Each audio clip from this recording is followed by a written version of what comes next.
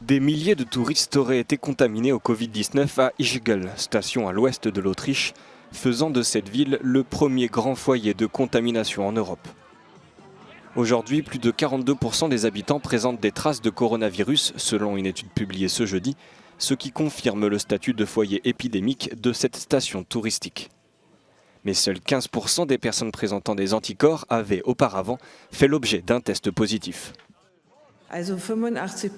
Il y a donc eu 85% de ces personnes chez lesquelles l'infection n'a pas été détectée. Le premier cas rendu public date du 7 mars, mais le virus circulerait depuis au moins la seconde moitié de février, selon cette même étude. L'attentisme des autorités locales a permis à des centaines de touristes contaminés de rentrer chez eux et de propager le Covid-19 en Autriche et à l'étranger.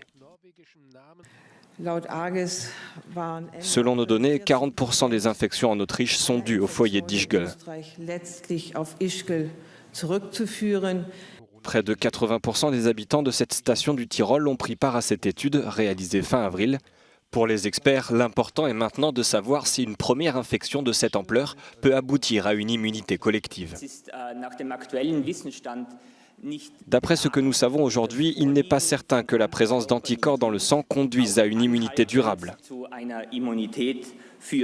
Pour dénoncer la réponse sanitaire tardive des autorités autrichiennes, plus de 5000 personnes de 40 pays ont entamé un recours collectif.